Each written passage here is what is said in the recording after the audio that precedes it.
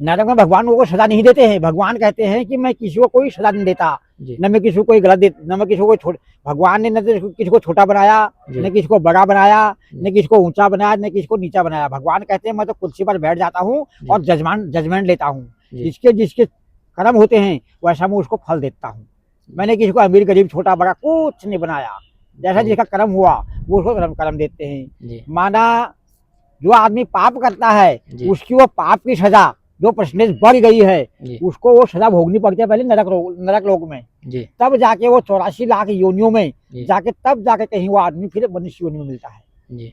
हाँ, मोक्ष हरि नाम सुमिरन, हरि नाम सुमिरन, हरि नाम सुमिरन। जी हाँ, ओम नमः शिवाय। जी हाँ, लेकिन मोक्ष हर व्यक्ति को नहीं मिलता।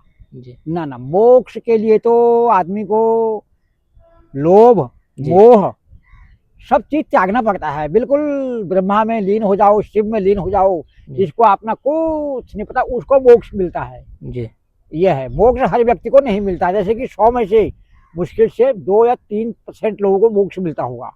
तो सब कुछ छोड़ के ब्रह्मा में लीन हो जाते हैं और भगवान में लीन हो जाते हैं, उनको मोक्ष मिलता है। हर व्यक्ति को मोक्ष नहीं मिलता है। पहले नंबर पे जो आदमी मोक्ष हो जाता है वह आदमी फिर दोबारा जन्म नहीं लेता है। वो कब लेगा? जैसे कि युग बदलेगा, कलयुग बदल गया, सतयुग आएगा। सतयुग में विष्णु भगवान हुए, विष्णु भगवान का वो हुआ।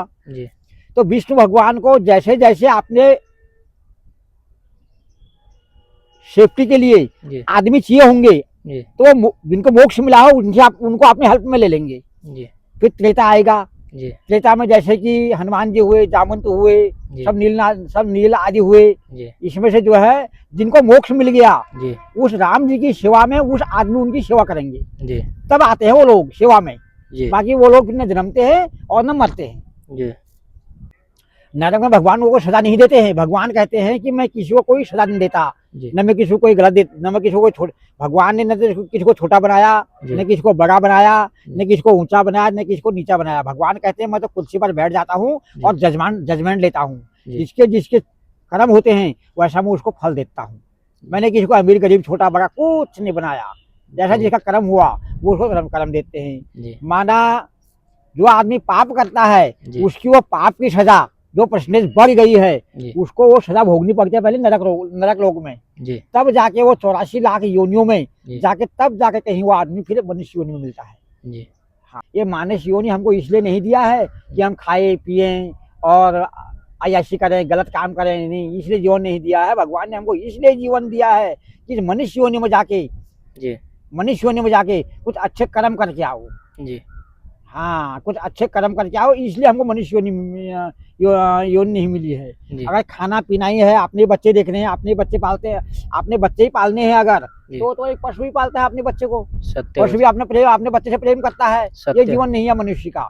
जो मनुष्य होके अपने तक सीमित रहता है, अपने बच्चों तक सीमित रहता है, वो मनुष्य योनि में जो है मृग के समान चुकता है और पशु के समान उस व्यक्ति की गिनती होती है।